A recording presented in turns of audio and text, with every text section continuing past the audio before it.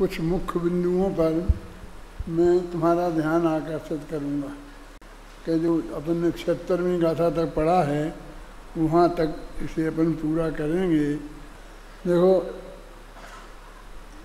51वें छंद में एकदम ऊपर ये कहा था ना कि सहज जानना, सहज जानते रहना, यही आत्मा का स्वभाव है, यही धर्म है। वस्तु स्वभाव धर्म है। तो फिर ये समाज लोगों को कहते हैं, ये प्रश्न होता है कि किसको जाने, ये तो नक्की करना ही पड़ेगा ना। माने इतनी असहजता तो हमारे जीवन में आएगी ही, लेकिन आत्मा का ध्यान करो। तो पर से उपयोग को हटाकर अपने आत्मा में तो उपयोग को ले ही जाना पड़ेगा ना, क्योंकि कुछ करना पड़ेगा और किए बिना धर्म नहीं होगा। ये इसके दिमाग में बहुत गहराई से जमा हुआ है। आज बहुत खतरनाक बात मैं कह रहा हूँ, हम सब लोग जिसमें मैं भी शामिल हूँ, सबको ये कहते आए हैं कि सारे जगत से उपयोग हटाकर अपने आत्मा पर ले जाओ और उसमें ही जम जाओ, उसमें ही रम जाओ। इसमें किसी को शंका है? मैं किसी दूसरे पर नहीं टाल रहा हूँ, मैं खुद भी कहता रहा हूँ, ये मैं आपसे कह रहा हूँ। यदि ये गलत बात है, ये मैं कह रहा हूँ आज, तो समझ लो मैं अपनी गलती बता रहा। तुम उसे अपनी गलती मत समझना, और निकल जाए तुम्हारी तो तुम्हारी गलती निकल जाएगी, बहुत अच्छी बात है। देखो क्या कहा है, प्रति समय का ज्ञेय ज्ञान का निश्चित ही है। ये तो बहुत अच्छा इसे अपन ने परीक्षामुख सूत्र के आधार पर बहुत व्याख्यानों में स्पष्ट कर ली है ना। नहीं, और ज्ञान और ज्ञान का उसमें ही स्थिर हो जाना, ये खतरनाक बात है। अब हम कहते हैं वहाँ से हटा के आत्मा पे ले जाओ, अब ये नहीं कह रहे, शांति थी। मैं खुद ही खोद के तुम्हें निकाल के बता रहा हूँ कि अब तक हमारी खुद की कथनी से अलग हट के कुछ बात है। इस पर गंभीरता से विचार करना, ऐसे ही सहज भाव से स्वीकार मत कर लेना। इसे तुम अपनी बनाकर स्वीकार करना। गले उतरे जचे तो स्वीकार करना, नहीं जचे तो अपना निर्णय करना, जो भी आपको करना है। देखो, प्रति समय का ज्ञेय ज्ञान का निश्चित ही है, और ज्ञान का उसमें ही स्थिर हो जाना। अब वो जो ज्ञेय निश्चित है बस उसमें ही तुम स्थिर हो जाओ, ये कह रहे। ये नहीं कह रहे कि वहाँ से हटा के अपने आत्मा पे लाओ। कमल जी ख्याल में आ रही ना बात? सोचना इस पे। और ज्ञान का उसमें ही स्थिर हो जाना, शांत भाव से, अरे एकदम शांत भाव से उसमें ही जम जाना, एकदम स्थिर हो जाना। बस उसमें ही जम जाओ, घबरा होने का। अभी तो मैं अभी जगह तो पहुंचा नहीं हूँ, अभी एक बीच में स्टॉप है, यहाँ ठहर गया हूँ, कुछ नहीं। कारण ये है कि वो ज्ञेय तो नक्की है ज्ञान का, और उसे तो बदला नहीं जा सकता। ये महासिद्धांत अपन समझते आ रहे हैं। अब यदि हम ज्ञान उसे बदले बिना हमारा काम नहीं होगा, आत्मा पे आए बिना, तो इसका मतलब ये है कि अब हमारे हाथ में नहीं है। मुक्ति के मार्ग की डोरी हमारे हाथ से न छूट जाएगी। छूट जा क्या जाएगी, अभी तक आई नहीं है। ख्याल में नहीं क्या नई बात आ रही है। मैं अभी एक दफ़ा ये छंद पढ़ता हूँ और फिर तुमसे पूछता हूँ क्या नई बात आई है। प्रति समय का ज्ञेय ज्ञान का निश्चित ही है, और ज्ञान का उसमें ही स्थिर हो जाना, शांत भाव से, अरे एकदम शांत भाव से उसमें ही जम जाना, एकदम स्थिर हो जाना। क्लियर बात है ना, इसमें कोई अर्थ नहीं। और कोई अपने माथे पे नहीं ले बे कि हमारी काट कर रहे हैं। मैं ये कह रहा हूँ, हम ही कहते रहे हैं ना, और हम अपने ही काट कर रहे हैं, इसलिए उसमें कोई कसाय भाव पैदा नहीं करना, इसको काट छांट के रूप में नहीं देखना। क्यों कि यदि इतना काम बाकी रखे हैं तो हमारी सहजता को ये भंग करेगा।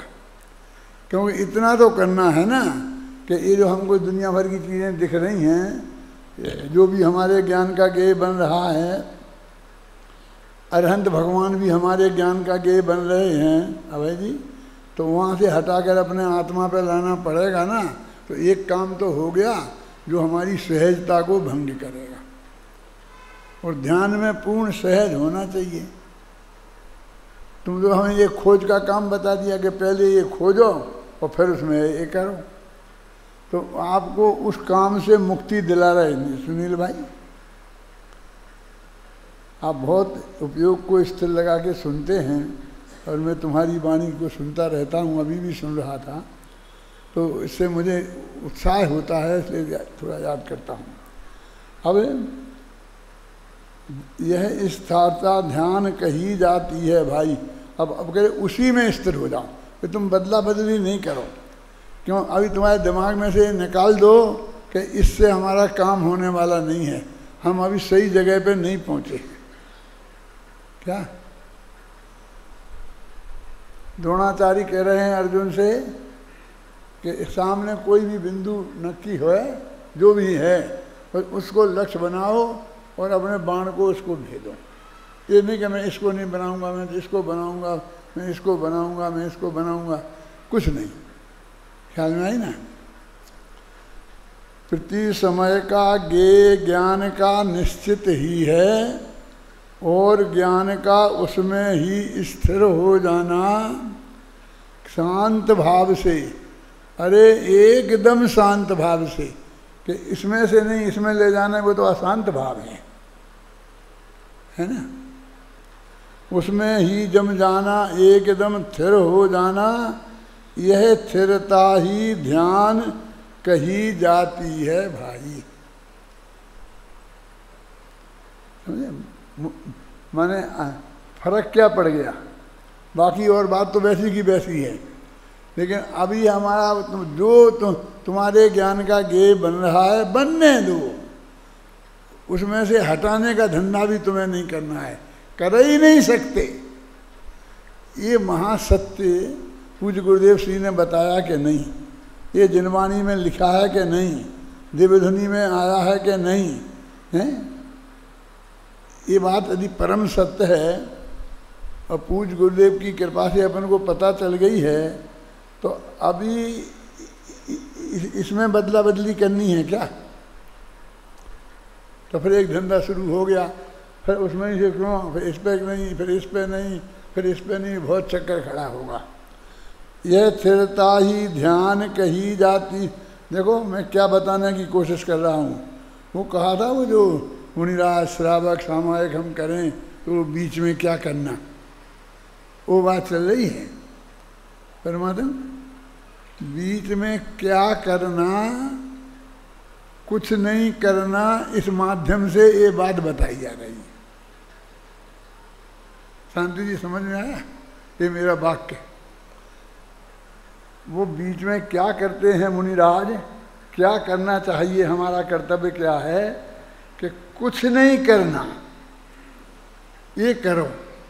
कुछ नहीं करना ये करें कि ज्ञान का गेय तो बदलना पड़ेगा ना अपने आत्मा को, कि नहीं, जो तुम्हारे क्षयोसम ज्ञान में जो भी गेय उस समय बनना है, तुम उसे ही बनने दो, उसे में ही स्थिर हो जाओ। कि तुम हो जाओगी तो कह रहे, अरे हो जाओगी तो भाषा है, माने उसे जानने दो। तुम उसको बदला बदली का धंधा अपने माथे पे मत लो। क्या? इसकी महिमा अपार है पार, यह स्थिरता ही ध्यान कही जाती है भाई। इसकी ही महिमा अपार है, पार नहीं है। आप बोले इसमें वो क्या लग रहा है, कौन सी महिमा अपार है? तो कुछ नई बात है ना। क्या नई बात है? बहुत बताओ जिन्हें।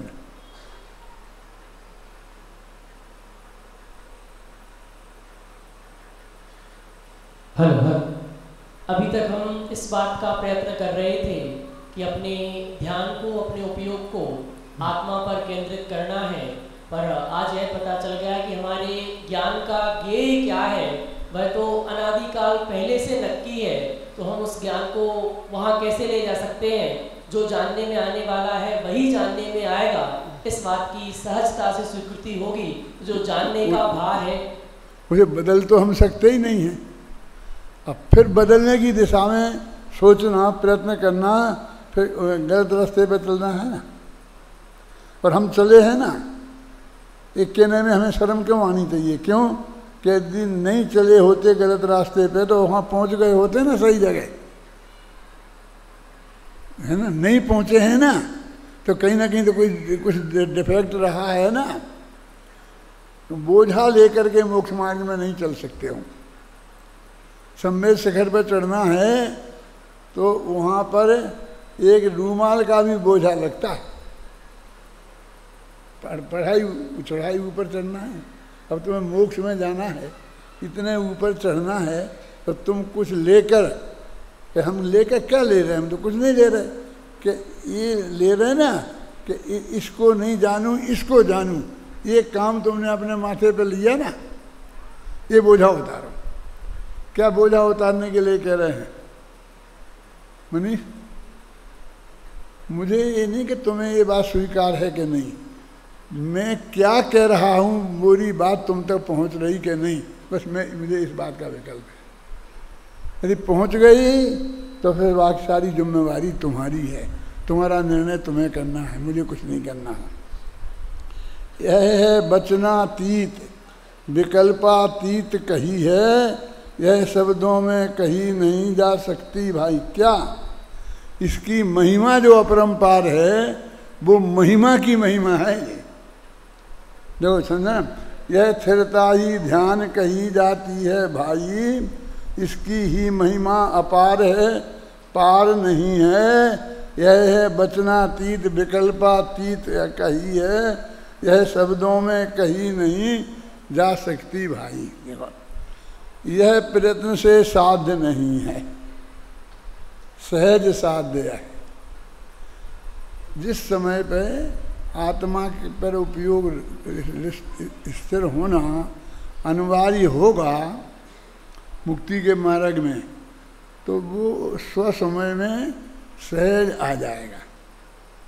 अथवा वो अनादिकाल से वो ही हमारे ज्ञान का ज्ञेय बना उस समय का नक्की होगा।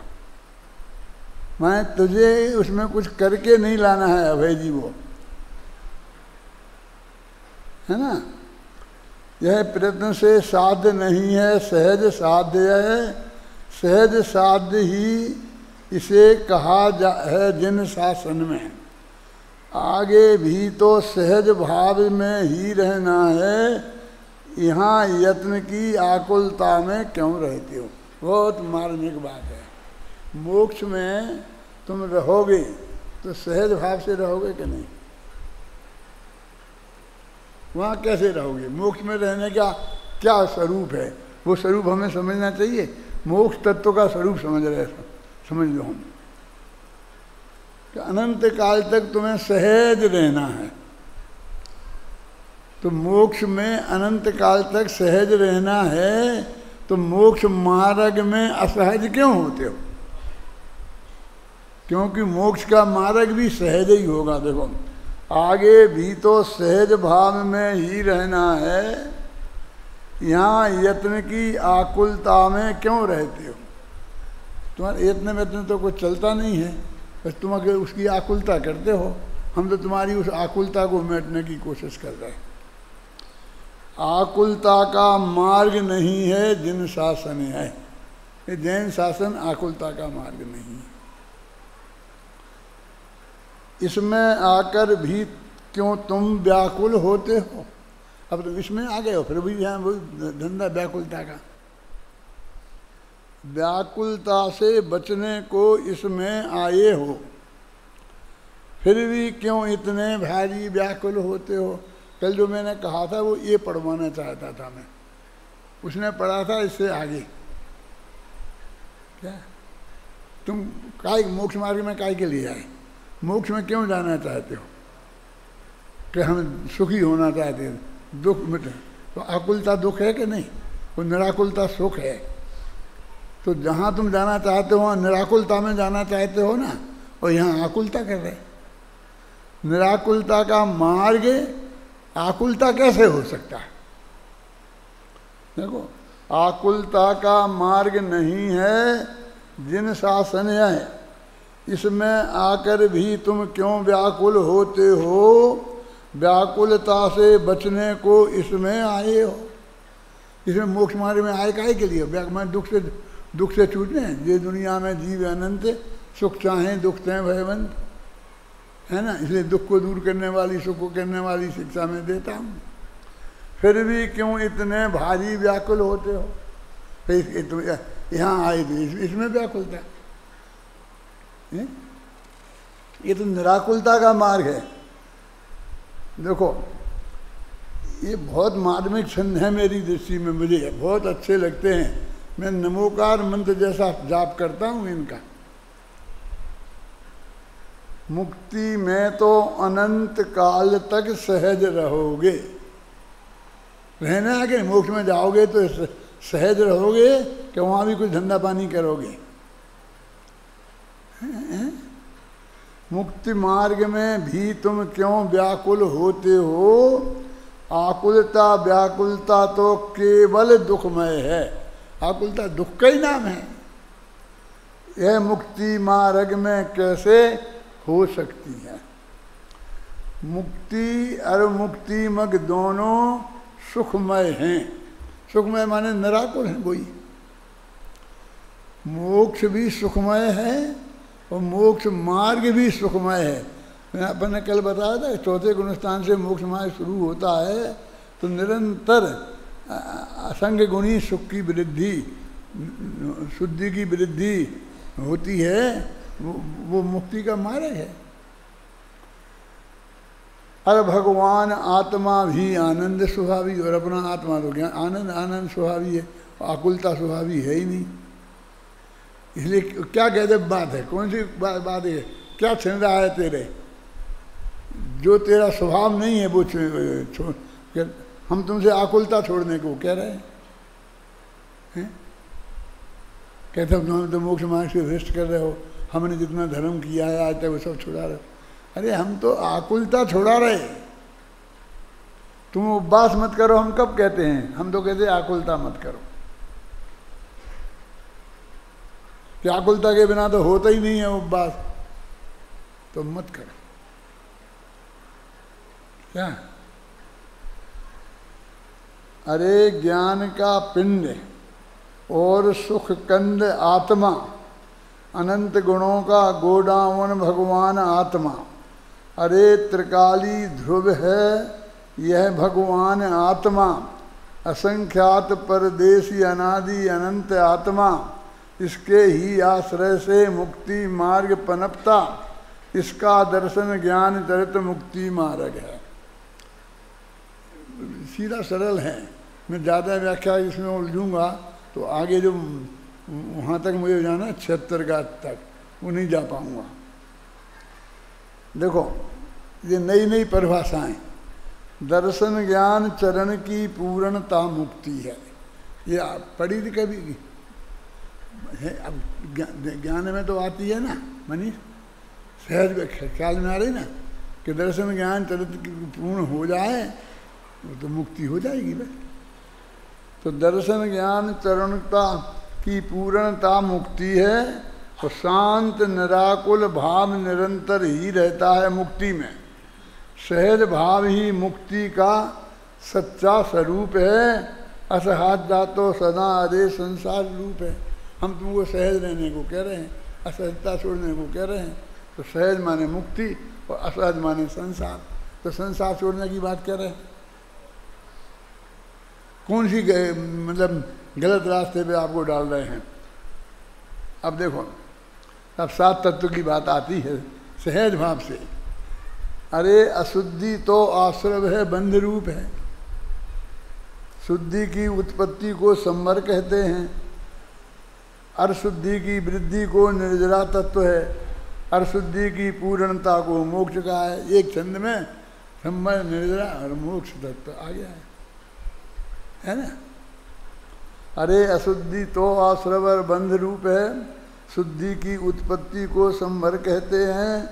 अर्शुद्धि की वृद्धि तो निर्जरा तत्व है, अर्शुद्धि की पूर्णता को मोक्ष कहा है ना। आनंद का रस कंद ज्ञान का पिंड मोक्ष है। अब मोक्ष का स्वरूप बता रहे हैं। मैंने बताया परिभाषा और स्वरूप में क्या फर्क होता है। परिभाषा में तो अपन बता देंगे 8 कर्मों से रहित, और वो जो उसमें अव्याप्ति दोष नहीं है, अतिव्याप्ति दोष नहीं है, असंभव दोष नहीं है, और वो हो जाएगा मोक्ष की परिभाषा। ये स्वरूप है, कैसा है, जो हमारे मतलब की बात है। वो आनंद का रस कंद ज्ञान का पिंड मोक्ष है। अब वो ज्ञानानंद स्वभावी हो गया ना। परमात्मा में तुम्हारे ज्ञानाधिकार सुखाधिकार है। आनंद का रस कंद ज्ञान का पिंड मोक्ष है। अनंत वीर का धनी चंड पर चंड मोक्ष है। अरे अनंतानंत गुणों का पिंड मोक्ष है। शादी फिर भी रहे अनंतानंत काल तक। ये मोक्ष का स्वरूप बताया। अभी तुम्हें मोक्ष में जाना है तो स्वरूप समझना है कि नहीं, क्योंकि तुम्हें वहाँ अनंत काल रहना पड़ेगा। बोलो, अभी आप यहाँ आते हो, हमें कितना ठहरोगे? कि बस 1 रात ठहरना। तो अरे आए हो तो 1-2 दिन ठहरो। अच्छा, अच्छे प्रवचन आ रहे हैं, सुनना। नहीं अभी समय नहीं है, बस 1 रात ठहरेंगे। 1 रात ठहरोगे, लेकिन ज़रा कमरा अच्छा होना चाहिए, वो नलमल ठीक है कि नहीं। फिर पता 1 रात को ठहरने के लिए कितनी मेहनत करते हो। 1 रात को तो कहीं भी ठहर जाते। 1 रात को यहीं ठहर। कल मुझे बताया मेरी धर्म पत्नी ने कि वो दादाजी बैठे हैं ना पगड़ी वाले, कहाँ गए? अभी तो थे। अच्छा, पगड़ी उनने उतार ली है। कि उनने बताया कि यहाँ आते थे, इनकी पत्नी आती थी साथ में, और बाबू भाई हॉल में पड़े रहते थे और वहीं खाना वाना बनाते थे, ये करते। अब मेरे को कोई ख्याल नहीं है, लेकिन उनको उनके संपर्क में उनकी धर्मपत्नी थी। अब वो निरंतर आपस में बहुत वात्सल्य भाव रखती थी। तो उन्होंने मुझे थोड़ा परिचय कर दिया। बोलो, पढ़े हैं आना है कि 4 दिन तो है बस, अभी 4 दिन में ख़त्म हो जाएगा प्रवचन। तो पढ़े कहीं पर, कोई चिंता की बात नहीं है। तुम 1 घंटे को ठहरना चाहता है तो 50 तरह की चीज़ें देखता है। ये मुंबई वाले भी सुन रहे होंगे मेरी बात। तो यहाँ आते हैं तो होटल में, क्यों ठहरोगे होटल में? वो ठीक है, ज़रा ठीक रहता है दादा, ठीक रहता है। मोटानी जी मेरे मित्र थे, तो मैं उनसे भी कहता था। तो मुझे तो वो ये बता देते थे, मोटानी क्या नाम, विपुल, कि दादा ये मैं नहीं होटल में ठहरूंगा तो ये बच्चे आएंगे नहीं, फिर मुझे इन बच्चों को लाना है। अब बच्चे भी आकर के मोटानी जी नहीं है, फिर होटल में ही ठहरते। मैंने इन्हें समझाया कि हमारे अध्यक्ष महोदय ने हमारे कमरे भी होटल जैसे ही बना दिए हैं, बढ़िया बना दिए हैं। अब यहाँ क्यों नहीं ठहरते हो? अब यहाँ ठहरो। मोक्ष में जाओगे ना तो अनंत काल तक रहोगे। इसके लिए बता रहा हूँ मैं। 1 दिन के लिए तो तुम इतनी बात ध्यान में रखते हो, और मोक्ष में अनंत काल रहना तो उसका स्वरूप 1 लाइन में समझाते हैं तो आकुलता होने लगती है। हमने ना आनंद का रस कंद ज्ञान का पिंड मोक्ष है। अनंत वीर का धनी चंड पर चंड मोक्ष है। अरे अनंता अनंत गुणों का पिंड मोक्ष है। शादी फिर भी रहे अनंतानंत काल तक। ये कई छंद तो कहा, क्यों? जहाँ अनंत काल तक हमें तुम्हें सबको रहना है। मैं ऐसा सब मानता हूँ कि आप सब लोग यहाँ बैठे हो, सब निकट भव हो, सबका संसार समुद्र का किनारा निकट आ गया है। किसी का 2 भव, किसी का 4 भव, बस खत्म। ज़्यादा कोई संसार में रहने वाला नहीं है। और ऐसा मत समझना कि जो 5 भव में जाएंगे कि 7 भव में जाएंगे तो वे बहुत देर तक रहेंगे, और जो 2 भव में जाएंगे वे जल्दी चले जाएंगे। जाके सर्वात सिद्धि में फंस गए तो 33 सागर तक फंसे रहोगे, और यहाँ जल्दी पहले ही दूसरे स्वर्ग से निपट के आ गए तो सागर 2 सागर में निपट के आ जाओगे। कोई रस नहीं। धर्म कहना धर्मेंद्र जहाँ जाएंगे ठीक है,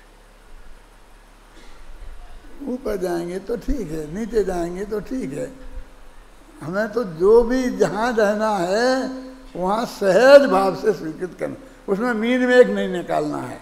इनको तो कहते हैं कि जो कुछ भी कह दो वे कुछ ना कुछ कहेंगे ही, कुछ ना कुछ ये दे दो, क्या तुम्हें क्या तनख्वाह देना है, बोलो तुम जो मुँह से कहोगे वो हम वो दे देंगे, सब हमारे 25,000 दे दो। अच्छा ठीक है। वो सोचता है कि मैं गलती कर दी, 30 मेरे मुँह से निकल जाता तो 30 पक्के हो जाते। पछताता है क्यों? मुँह मांगे मिले तो फिर भी पछतावा। वो कहते मोक्ष तो अनंत सुखमय है। देखो यह सब हो, देखो अनंत काल तक मोक्ष में रहोगे तो क्या करना पड़ेगा बताओ? मैं सब कुछ करने को तैयार हूँ। क्यों नितिन भाई, आप चिंता मत करो, बम्बई वालों पे छोड़ दो, हम सब करेंगे। क्या करोगे तुम? थोड़ा परिग्रह क्या हो गया है और तुम अपने को भगवान समझने लग गए कि हम सब कर लेंगे। ये तो ये समझाते कुछ नहीं कर सकते, कुछ नहीं हो सकता, जो होना है वो ही होगा। देखो यह सब होगा सहज, एकदम सहज समझ लो। हैं क्या? अब लोग अपने बच्चों के नाम सहज तो रखने लग गए हैं। कल मेरे पास 1-2 भाई आए कि ये मेरा बच्चा है, अभी 1 साल भर का हो गया है, दादा इसका नाम मैंने सहज रखा है। यहीं बैठे होंगे, समझ में ना? मतलब सहजता घुस रही है अंदर में। यह सब होगा सहज, एकदम सहज समझ लो। मुक्ति का तो मार्ग एकदम सहज सरल है। मनीष, मैं अपने अंदर की फीलिंग लिखी है, शास्त्र के अनुकूल है, शास्त्र के विरुद्ध नहीं है, ये अंदर की फीलिंग भी है ना? जब तक तुम ना हुए सहज तब तक ही समझो, तब तक गोते खाते रहना भवसागर में। बस असहजता संसार का मार्ग है।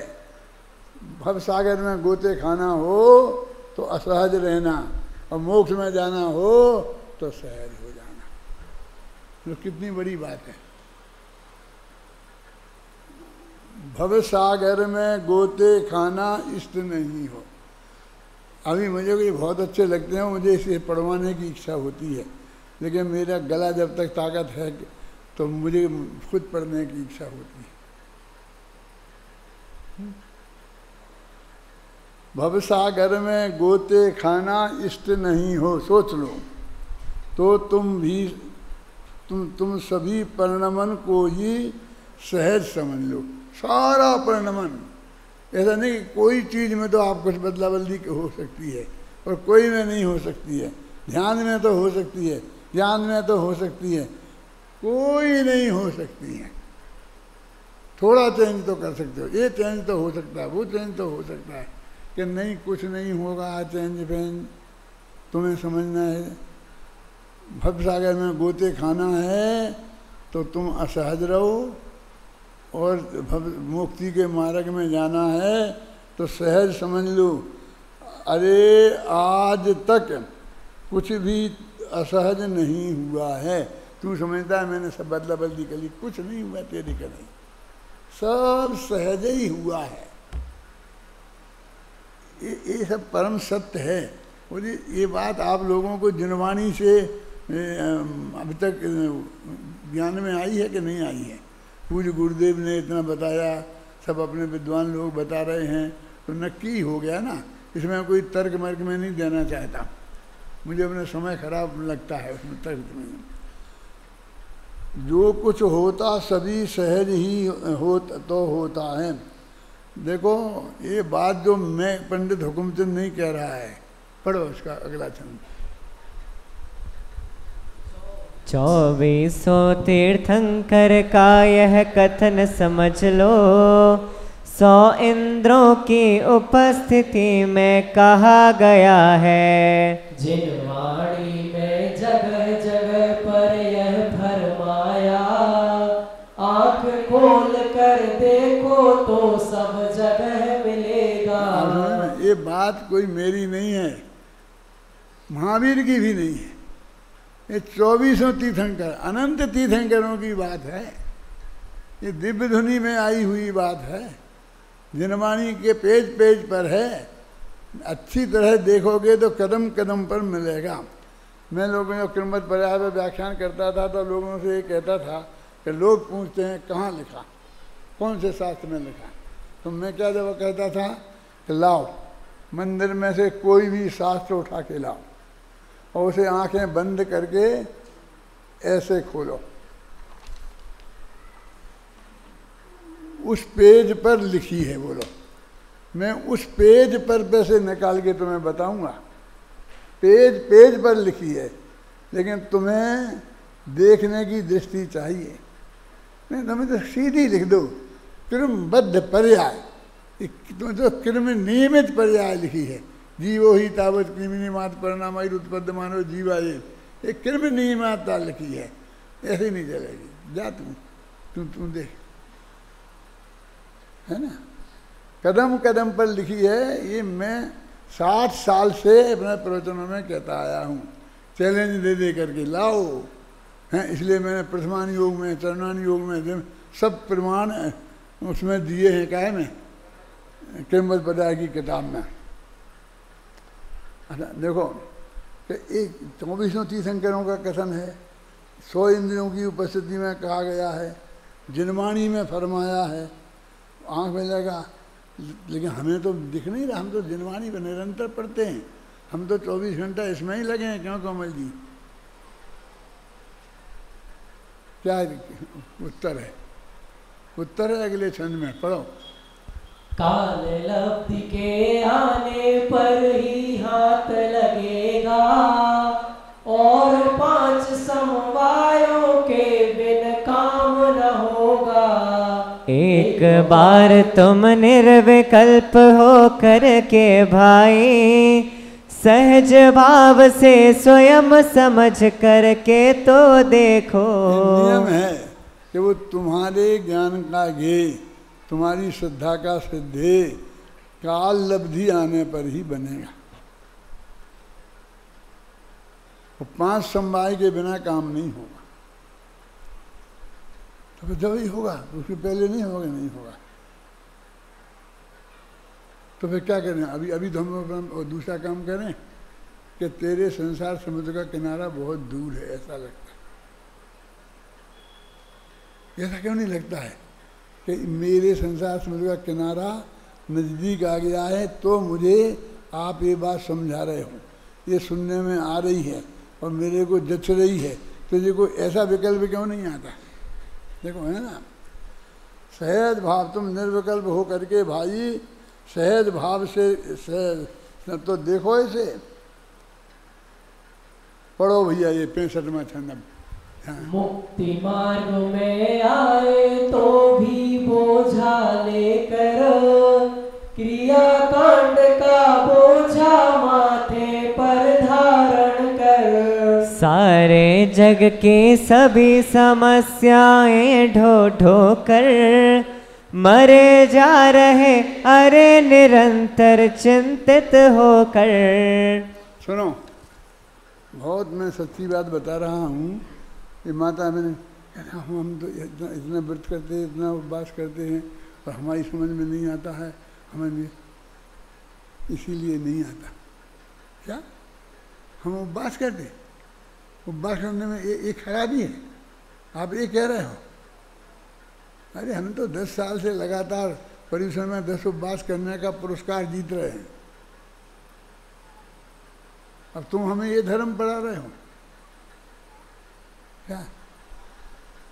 सबसे पहले हम सोनगढ़ गए थे, सच्ची बता रहा हूँ, घटना याद आ रही मुझे। आज मैं जानता हूँ समय बहुत निकल रहा है और मैं अपनी प्रतिज्ञा में पूरी करना चाहता हूँ, लेकिन मैं बताए बिना नहीं रह सकता। 5-7 आदमी हम गए थे सन 57-58 में। एक भाई हमारे साथ गए थे, उनका नाम इस वक्त में ध्यान नहीं आ रहा, इतनी लंबी लंबी मूछें रखते थे वो। हम मिश्री लाल जी बगलिया वाले, अभी शायद हैं कि नहीं, अशोकनगर में जिंदा है कि नहीं मैं नहीं जानता हूँ। उनके छोटे भाई थे बाबूलाल बगलिया, ये सब अमोघ शुभ थे, मेरे चेले चांटे थे समझ लो। तो वो मेरे साथ वहाँ गए थे, इतनी लंबी लंबी मूछें थी। वो वहाँ मेरे से बोले कि दादा हम आपके साथ आ तो गए हैं, लेकिन हमारी समझ में कुछ नहीं आता। मैं कही बातें तो इतनी सहज आती हैं कि तुम्हारी समझ में क्यों नहीं आता? अब क्या करें, हमारी समझ में तो नहीं आता, अब बताओ हम क्या करें? मैंने वही कहते थे कि तुम हमें छुट्टी दे दो तो हम चले जाएं। मैंने कहा कल बात करेंगे। फिर मैंने उनका निरीक्षण किया 24 घंटे, तो मैंने प्रवचन में छोड़ करके उनको ही देखता रहा, प्रवचन में भी। तो मुँह से ताव देते रहते थे। तो मैं आया घर पे, मैंने मिश्री लाल जी तुम्हारी समझ में क्यों नहीं आता है मैं बताऊं? बोले बता दो तो मेरे मैंने कहा तुम ये मूँछों मुड़वा दो, ये मूँछों पे तुम ताव देते रहते हो और तुम्हारा उपयोग निरंतर इन पे रहता है, तो उस पर तुम्हारा मन ही नहीं लगता है, तुम मूँछें मुड़वा दो। तो ये मजाक करते हैं आप, पहले मजाक, ये मूँछों के मुड़वाने से और समझ में आने का क्या संबंध है? मैंने कहा कुछ हो रहा तो मुझ पर भरोसा हो, तो तुम मेरे से पूछ रहे हो तो तुम मुड़वा के देख लो। तो नाई के यहाँ जाके मुँह से मुड़वा के आ गए और दूसरे ने बोले आज तो मेरी समझ में आ। सचमुच सच्ची घटना है ये, सन 57-58 की, नाम लेके बता रहा हूँ मैं। और अशोकनगर के जितने लोग होंगे वहाँ पे सब जानते होंगे, और ये टीवी पे भी अभी सुन रहे होंगे, वैसा सुन रहे होंगे। कहाँ पढ़ रहे थे अपन? देखो, मुक्ति मार्ग में आए तो भी बोझा लेकर, क्रिया कांड का बोझा माथे पर धारण कर, सारे जग की सभी समस्याएं ढो ढो कर मरे जा रहे, अरे निरंतर चिंतित होकर। कुछ ना कुछ ले लिया है, बस का उपवास ये पालूंगा, ये करूँगा, ये नहीं करूँगा, खुदी का धर्म। और हम जैसे लोगों को जो निरंतर हम इसमें लग रहे हैं, ये सब महिलाएं महाभ्रष्ट मानती हैं, क्योंकि उन जैसा क्रियाकांड प्रोग्राम हम नहीं करते हैं ना। अभक्ष भक्षण तो हम भी नहीं खाते, ऐसा मतलब कोई ऐसा बड़ा दोष नहीं है, लेकिन फिर भी वो तो जिसको धर्म मान के बैठी हैं और जिसको वो करती हैं, वो हमें नहीं देखें तो महाभ्रष्ट मानते हैं। और ये महाभ्रष्ट में ही हम जो यहाँ तक आ गए हैं, और वे वहीं की वहीं बैठी हैं। नाराज मत हो जाना कोई, भी सच्ची बात कह रहा हूँ मैं। देखो अब ये बता रहे हैं कि समस्याएं माथे पर ढो करके मरे जा रहे हो, क्रियाकांड का बोझा ले लिया है और कहते कुछ नहीं। यहाँ कहते हैं सारा छोड़ो, बिल्कुल सहज हो जाओ। अभी लोगों को लगेगा सब धर्म छोड़वा रहे, हम धर्म के नाम पर जो भी, अभी वो पंक्ति आई थी ना, तुम क्या पढ़ना, धर्म के नाम पर बोझा लेकर, है ना, क्या है? मुक्ति मार्ग में आए तो भी बोझा लेकर, क्रिया कांड का बोझा माथे पर धारण कर, सारे जग की सभी समस्याएं ढो ढो कर। 71वां छंद पढ़।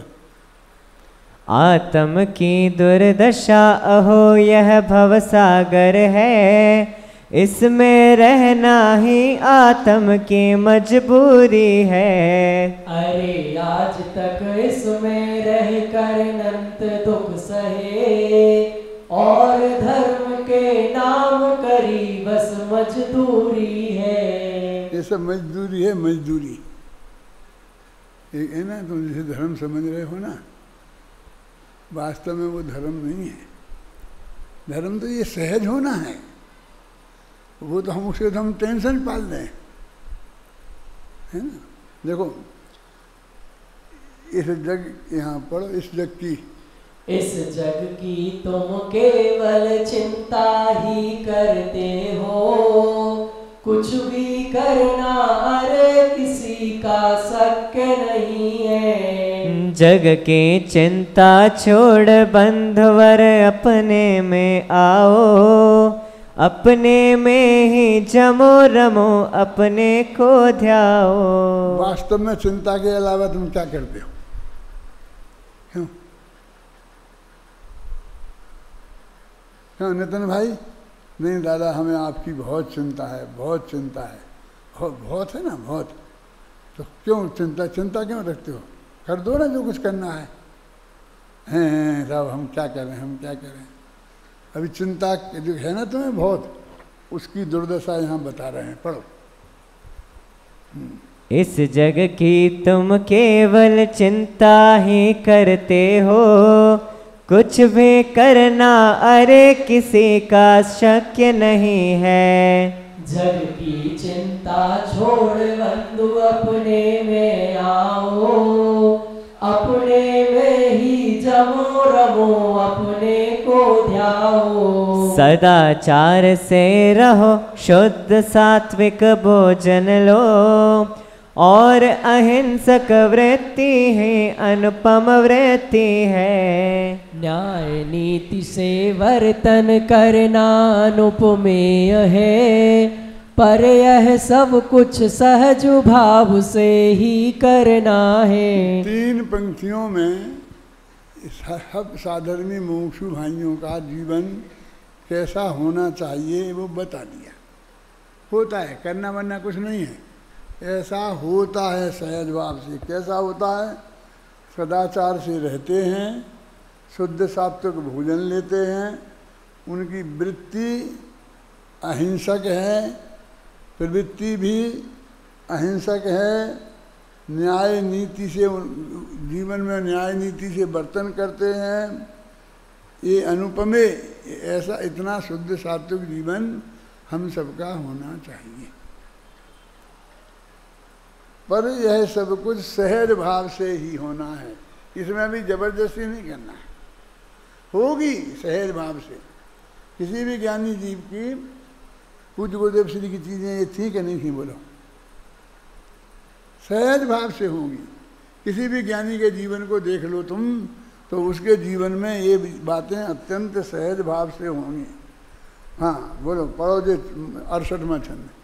सहज भाव से करना क्या सब कुछ होना है, सहज भाव ही तो सच्चा मुक्ति का मग है। असहज होना ही भव है, भव का मग भाई, कर्तापन के बोझे से असहज रहते हो। कर्तापन का बोझा माथे पे रखा है, इसलिए तुम असहज बने रहते हो। कर्तापन का बोझा उतर जाए तो एकदम सहज हो सकते हो।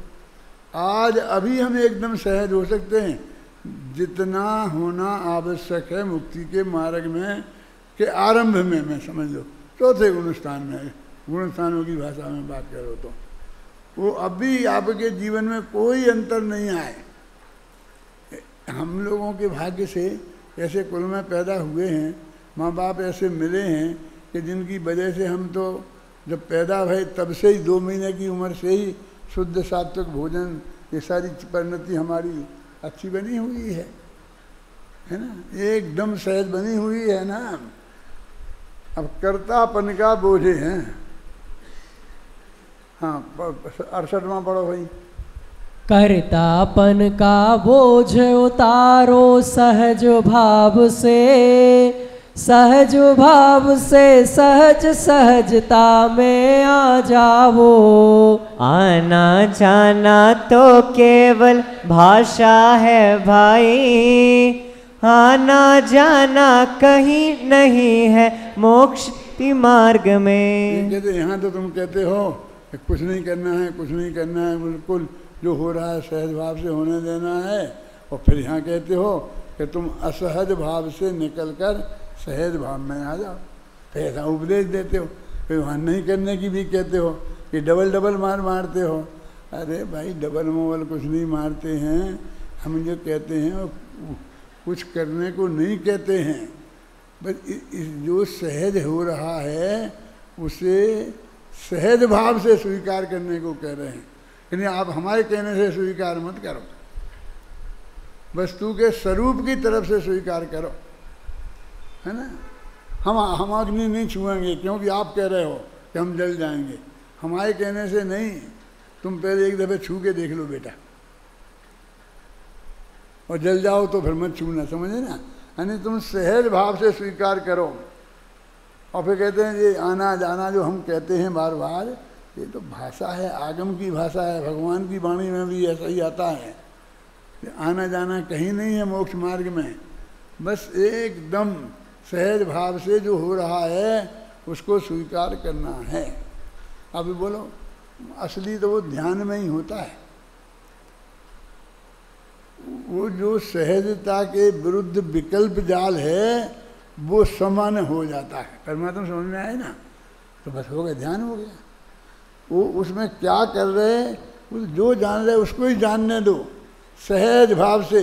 तो असहजता खत्म कर लो, बस वो ही करते, वो ही ध्यान है, वो ही शुद्धोपयोग है।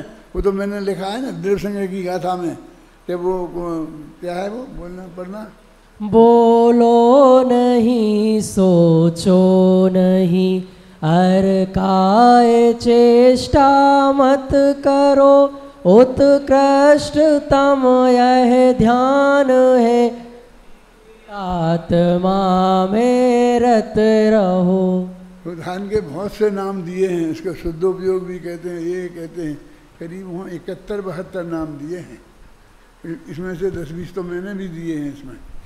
बोलो, काय चेष्टा कुछ भी मत करो और कुछ भी ना बोलो बोल, और ना कुछ भी सोचो भाई, एक आत्म में रमो अमोल। यही है निश्चय सम्यक ज्ञान, यही है निश्चय सम्यक ध्यान, यही है परम शुद्ध उपयोग, यही है अद्भुत कार्य महान। यही है परम समाधि योग, यही है परम तत्व की लब्धि, यही है आत्म की संबिति, यही है आत्म की उपलब्धि। यही है परम भक्ति का भाव, यही है निर्विकल्प आनंद, यही है परम समरसी भाव, यही है परम शुद्ध आनंद। यही है परम शुद्ध चारित्र। जितना यही है ये सब उसी के नाम हैं। और उसमें से आधे पर्दे मैंने दिए हैं, इतना तुम्हारे ख्याल में आए। इतना मोटा ख्याल में आ जाए कि इसके कितने ही नाम हो सकते हैं। वो इसलिए बता रहे कि वो बीच में बिल्कुल सहजता आ जाए, कर्तृत्व का वो भूल जाए, तो वो समझ लो शुद्धोपयोग है। क्या समझ और क्या शुद्धोपयोग में, क्योंकि यहाँ ये तो कहने लगे कि ये करना, ऐसा सोचना, ऐसा, वो तो उसका तो सबका निषेध है। वो सहज ज्ञान और जो सहज वस्तु का स्वरूप है उसमें सहज स्वीकृति रहना और सहज ज्ञान का रहना वही है। वही बताने की कोशिश कर रहा हूँ मैं। यदि आप निरंतर सुनोगे महीना 2 महीना तो वो बात तुम्हारी समझ में आने लगेगी कि क्या होता है, क्या करना चाहिए।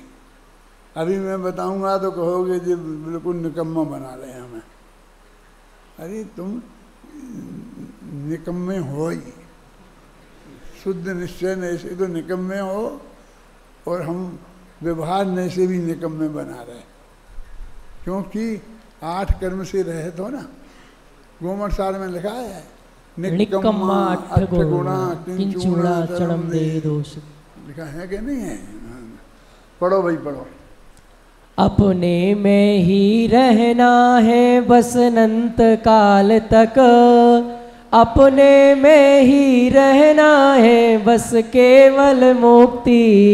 मुक्ति तो केवल अपने परमात्म दशा है, सहजानंदी एवं परमानंद दशा है। आत्म की दुर्दशा अहो यह भव सागर है, इसमें रहना ही आत्म की मजबूरी है। अरे आज तक इसमें रह कर अनंत दुख सहे, और धर्म के नाम करें बस मजदूरी है। काल लब्धि आने पर सब कुछ समझ आवेगा, समवायों के मिलने पर ही काम बनेगा। धीरज धारो धीरज ताहि एक मार्ग है, यथा समय सब सहज भाव से सब कुछ होगा। शांत बोलो बोलो। शांत शांत तुम सहज भाव से शांत रहो तुम, आकुलता से तो कुछ भी ना होना जाना। सब कुछ पहले से निश्चित सर्वज्ञ जानते, उसमें कुछ भी बदल नहीं हो सकता भाई। जो कुछ जैसा आज हो रहा है दुनिया में, उसके बारे में वर्तमान से पूछा जाता। बतलाते या नहीं तुम्हारा मन क्या कहता, बतला देते तो फिर तो सब नक्की ही था। ये नस पकड़ी है, क्योंकि भगवान के प्रति हमारी ऐसी श्रद्धा तो है ही कि वे सब कुछ जानते हैं और उसमें कोई फेरफार नहीं हो सकता है। तो तुम बताओ कि भगवान महावीर से ये बात पूछते, आज ये यहाँ जो कुछ हो रहा है वो जानते थे कि नहीं जानते थे? सब हाँ जानते थे, कोई नहीं कहता नहीं जानते। तो नहीं जानते थे माने नक्की था, तो उससे नक्की नक्की होता है। भगवान तुम जब नहीं नक्की नहीं मानते हो तो तुम भगवान को नहीं जानते हो, तो केवल ज्ञान का स्वरूप नहीं जानते हो, समझे ना? तो ज्ञानाधिकार को नहीं जानते हो, तो संसार का ज्ञानाधिकार पढ़ो।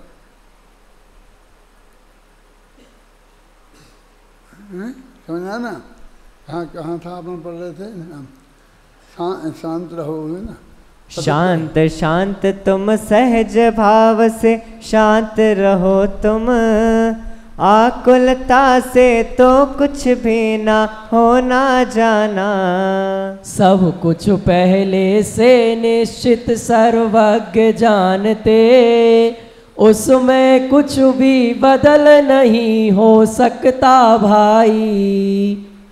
जो कुछ पढ़ो, जो कुछ जैसा आज हो रहा है दुनिया में, उसके बारे में वर्धमान से पूछा जाता। बतलाते या नहीं तुम्हारा मन क्या कहता, बतला देते तो फिर तो सब नक्की ही था। वे शांत रहे, उनको कुछ भी परिणाम न आया, सहज भाव से रहे जानते और देखते।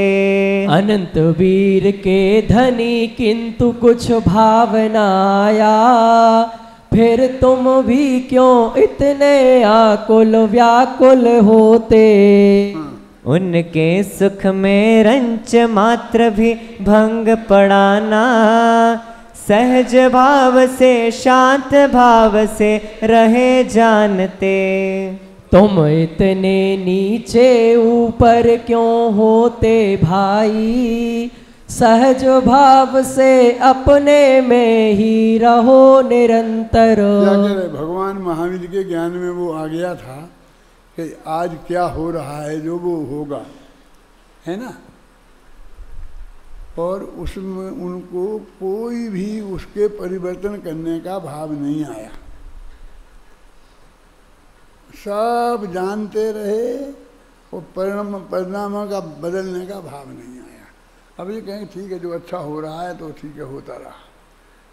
अभी यहीं बैठे अपन सब लोग अपने मन में कैसे भाव आ रहे, कोई को विरोध का भाव आ रहा है, कोई को कुछ आ रहा है, तो वो सब भगवान महावीर को ज्ञान में आ रहा है, अपन को तो नहीं पता, उन्हें चल रहा है, तो उन्हें उसमें कुछ परिवर्तन करने का भाव आता है, नहीं आता, शांत भाव से बैठे रहते हैं। देखो लिखा ना, उनके सुख में रंच मात्र भी भंग पड़ा ना। अब जरा ये समझना तुम सब लोग कि हम मोक्ष में चले जाएंगे, अब वहाँ हमें कुछ नहीं जानने की सुविधा नहीं रहेगी। लोकालोक के सब पदार्थों को हमको निरंतर जानना होगा, जानना सहज भाव से जानेंगे, माने जबरदस्ती नहीं है, वो जानने रूप परिणमन होगा।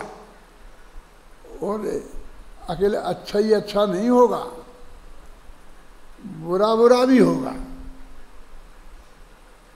और यदि उससे वे प्रभावित होने लग जाएं तो वे अनंत सुखी नहीं रह सकते हैं। अपन कहते हमें से तो नहीं देखा जाता, इतनी तकलीफ, बच्चे इतनी तकलीफ में रहे, इतनी गर्मी में रहे, हमसे तो नहीं देखा जाता, नहीं देखा जाता तो क्या कहते, रो तुम भी रो साथ में। तो भगवान तो बिल्कुल रंच मात्र भी दुखी नहीं हुए ना। जो अनंत वीर के धनी किंतु कुछ भाव ना आया, और सहज भाव से देखते जानते रहे, जानने से इनकार भी नहीं किया, हम तो नहीं जानेंगे, हमसे नहीं देखा जाता, तो मोक्ष में काहे को आए। तो भैया मोक्ष में जाने के पहले तुम एक दफे सोच लो, तुम्हें सब देखना पड़ेगा। कुछ भावना आया तो फिर तुम भी क्यों इतने आकुल व्याकुल होते हो, तुम क्यों घबराहट हो रहे, उस देख देख के दुखी थे, तुम क्यों हो रहे, नहीं मुझे बदलना पड़ेगा, हम ऐसा होने नहीं देंगे, ऐसा नहीं करने देंगे, ये नहीं करने देंगे। जब वो अपना मना था ना, वो समाधि मरण के विरुद्ध वो जज ने फैसला दिया था कि तुम समाधि मरण नहीं ले सकते हो, तो बहुत बहुत बातें होती थी, सब पंडितों गांव-गांव में सब पंडित लोग उपदेश देते थे, मैं भी देता था उसके। लेकिन मैं एक बात कहता था सबसे, ये बताओ कि ये चाहे जैसा कानून पास कर लें, कुछ भी कर लें, लेकिन मेरे घर में मैं आज रोटी नहीं खाऊं तो कौन आता है पूछने। ये अरबपति लोगों ने लिया है समाधि मरण, और वे नहीं खाएंगे तो गवर्नमेंट जाएगी, पुलिस जाएगी, उन्हें ज़बरदस्ती दूध पिलाएगी। क्यों क्यों अखबारों में छापते हैं 8 दिन से नहीं खाया, 10 दिन से नहीं खाया, है ना, उन्हें ब्लड प्रेशर ऐसा है, फलाना ऐसा है, छाप तब तो वे आते हैं ना। उन्हें कहते लेकिन लाखों लोगों को खाने को नहीं मिलता है, तो ये पुलिस उनकी चिंता करती है कि उनने क्यों नहीं खाया। कौन की, अरे कहाँ हस्तक्षेप हो गया, हमारे धर्म में हस्तक्षेप, काय का धर्म में हस्तक्षेप, क्यों। यदि वो कानून पास हो जाता, क्या नाम दीपक भाई, तो फिर हम समाधि मरण नहीं ले पाते हैं। हमसे तो कोई पूछता ही नहीं है। अब हमने भी आज शाम को खाना नहीं खाया तो कोई ने नहीं पूछा, घबराना नहीं कि कोई पूछने वाला नहीं है, तो हम इसलिए भूखे रह गए। मतलब कौन किसको करता है, तुम जबरदस्ती या बैल मुझे मार, अखबार में निकाल के दोगे और ऐसा हो जाएगा, इतने दिन हो गए अभी मरण हो जाएगा, तो आगे कोई कहता नहीं। तो मैं ये भी तो कह दीजिए तो तुम उसके विरुद्ध बोल रहे, गवर्नमेंट का पक्ष ले रहे, तो पक्ष सत्य का ले रहे कि गवर्नमेंट का ले रहे, कहाँ संकट है। अपन कोशिश पूरी कर लो और केस में अपन जीत जाएं, और हमने उनको सब वकीलों को साधन दे, वो सब दिए से संजीव गोदा को भेजा सब कि जाओ बताओ, सब प्रमाण आगम के दिए, हम सहयोग कर रहे हैं, लेकिन काय का संकट वंकट है। तुम खूब आराम से समाधि लो ना। ये श्वेतांबर भाइयों से मैं हाथ जोड़ता हूँ कि जी इतना प्रचार नहीं करें, एक रोजीना टीवी पे, सामान पे, इतने डॉक्टर आ रहे हैं, इतने ये लग रहे हैं, ये देख इतना हो गया, ये हो गया, वो हो गया, इसलिए हल्ला गुल्ला हो रहा है। नहीं, कोई कुछ नहीं होता। तो ये कहते हैं आकुल, तो तुम इतने भगवान सब देख रहे और तुम आकुल व्याकुल नहीं हो रहे, तुम भी क्यों आकुल? तो मोक्ष में आकुलता नहीं है तो मोक्ष मार्ग में भी आकुलता नहीं होगी। अब एक ही छंद रह गया, बस एक पढ़ेंगे, बस वो पढ़ो। सहज भाव से ही रहते हैं सभी, 76वां। उनके सुख में रंच मात्र भी भंग पड़ाना, सहज भाव से शांत भाव से रहे जानते। तुम इतने नीचे ऊपर क्यों होते भाई, सहज भाव से अपने में ही रहो निरंतर। नीचे ऊपर होने का अर्थ तो समझते हो? ये हिंदी का फ्रेज है, इतने नीचे ऊपर क्यों हो रहे हो, मतलब बहुत साधारण सी बात है, हैं? भगवान आकुल व्याकुल नहीं हुए, उन्हें कोई दुख नहीं हुआ। सारे संसार के जीवों की परिणति को देख रहे हैं, वो बता भी रहे हैं कि और काल ऐसा आएगा, पंचम काल आएगा, अंत में आएगा, ये होगा वो होगा, सब जान रहे हैं। तो कोई इलाज तो बताओ, कि कोई इलाज बताने की जरूरत ही नहीं है, वो होने ही नहीं है, कुछ बदला बदली संभव ही नहीं है, वो ये भी जान रहे हैं, है ना। तो इसलिए कहते हैं तुम इतने नीचे ऊपर क्यों होते भाई, सहज भाव में अपने में रहो, ये असली धर्म है। देखो अब आगे कल अपन जो पढ़ेंगे कोशिश करेंगे पूरा हो जाए, और बाकी परसों में पूरा फिर पढ़े, समझ में पढ़ेंगे। नहीं होगा तो जितना होगा उतना। एक पंक्ति अभी सुनाना चाहता हूँ, पढ़ो। सहज भाव से ही रहते हैं सभी जिनेश्वर, बे ही है आदर्श हमारे सब जग जाने।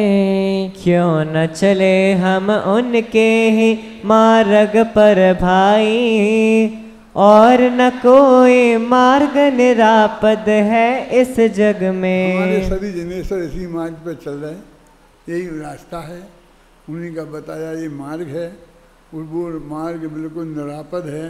हम सब उसी पर क्यों नहीं चलें, अवश्य हमें उसी मार्ग पर चलना चाहिए। देखो ये जग वालों को नहीं जचेगा, क्योंकि ये पंडित जी तो ऐसे हैं कि कुछ मत करो, बस कुछ मत करो, सहज भाव से बदला बदली का भाव मत करो, लेकिन वस्तु का स्वरूप नहीं समझा है। इसका मतलब ये है कि जो लोग ऐसा कहते हैं कि हम गलत कर रहे हैं, उन्हें करना चाहिए, वो खुद नहीं कर रहे हैं और हम कर रहे हैं, उसका भी निषेध करते हैं, तो उनकी जो स्थिति है हम क्या करें। लेकिन आप लोगों को मैं ये कहना चाहता हूँ, जो यहाँ मेरे सामने बैठे हैं, मेरे विद्यार्थी कम से कम, कि जो ये एक एक शब्द है, ये जनवाणी के अनुसार है कि नहीं है। आप लोगों को ऐसा लगता है कि कोई बात मैं जनवाणी के विरुद्ध बोल रहा हूँ, कि जनवाणी में जो बात नहीं है वो बोल रहा हूँ। तुमने अपने आँख हाथों से आचार्यों की गाथाएँ पढ़ी हैं, उनकी अर्थ देखे हैं, और बराबर तुम भाषाओं के विशेषज्ञ भी बन रहे हो, सब जाना है, तो ये परम सत्य बात है। अभी जैन धर्म तुम्हें नहीं मानना हो तो मत मानो, लेकिन जैन धर्म जो है हम वो ही बता रहे, हम उसके बताने में क्यों डरें और क्यों विरत हों। इस जगह को स्वीकार कर, कसाय भाव से हम कुछ करते नहीं हैं। टोडामल जी की भाषा में कहें कि वे लड़ेंगे तो हम तो लड़ेंगे नहीं, लेकिन हमें मुक्ति का मार्ग हमारे ख्याल में आया है तो हम बताए बिना भी रहेंगे नहीं। इधर लिखा कि नहीं लिखा, तो अपना तो ये मार्ग है। सहजानंदी शुद्ध स्वरूपी अविनाशी मैं आत्म स्वरूप,